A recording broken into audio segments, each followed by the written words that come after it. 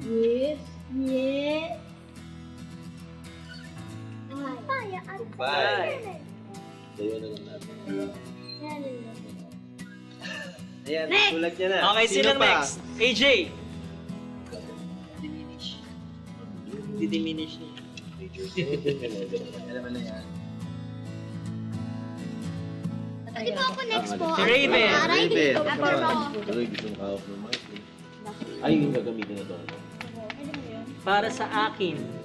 Ano, Yan. daming words, oh. Daming ideas yan. Nasulat na nila lahat, mga salita na sa tingin nila connected. So ang ating title, working title is about pangarap. So yun, so bibilugan natin kung ano yung mga salita na connected at pinaka-connected, malapit dun sa salitang pangarap. Anong tingin yung pinakamalapit na salita Ano yung sa dapat pangarap? masali? Tagumpay. Tagumpay. O, Okay, bilugan very good. natin. Tagumpay.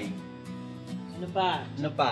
Maganda na bukasan. Okay, magandang kinabukasan. Ano pa? Asamin. Nasaan yung asamin? Asa na asamin? Ay, di ko nilagay. Ito, nakalagay dyan. Wala So nga may mga asamin. extra pa tayo dyan, di ba? So ngayon, basta pag ginawa niyo yung word list, mag-identify kayo ng priority words na kailangan nandun sa lyrics na gagawin ninyo.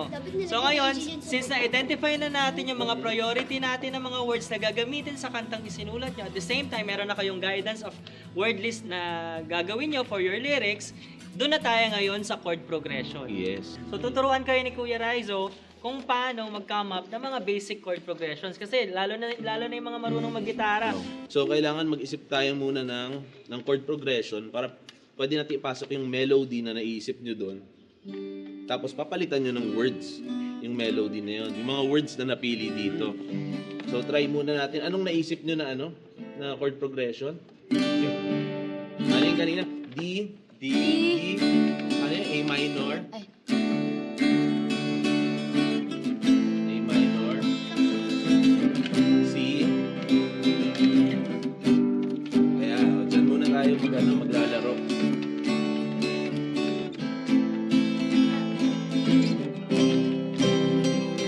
Okay. May kayo 1, 2, 3. And Go!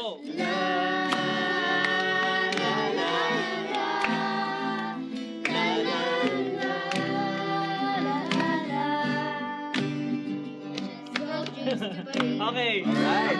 Okay. Meron na kayo na-create na melodic Oo. hook. Kind of May hook. pattern na. Medyo nahuhook na ako dun sa narinig ko na la. Hindi ko na siya makakalimutan. Nasa utak ko na eh. Lalagyan nyo ngayon ng lyrics yung melody na na-create nyo. From the word list. Using that. lahat ng binilugan natin. Tagumpay, magandang kinabukasan, tuparin, pangarap. So parang yan rin hook part, no? Gawin muna natin una yung hook part, yung magiging LSS lahat. Sige.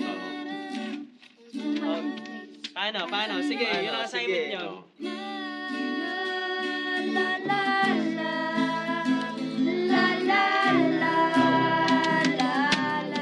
Sige, pasok nyo yung magandang kinabukasan. Magandang kinabukasan.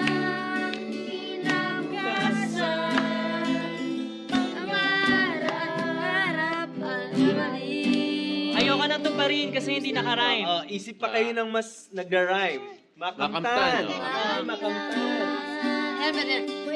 Diba? Go! Magandang kinabukasan, pangarap, Makamtan! Okay, ano susunod na line?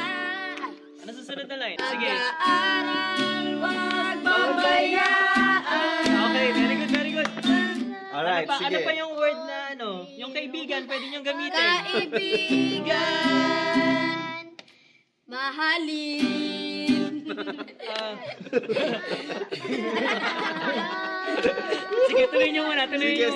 Sige, simulan niyo ulit. Ah, Maganda. 2, 3, and. Magandang kinabukasan, pangarap, Makamtan.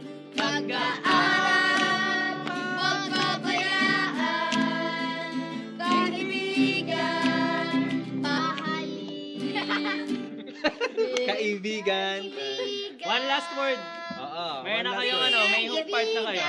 1, 2, 3! Magandang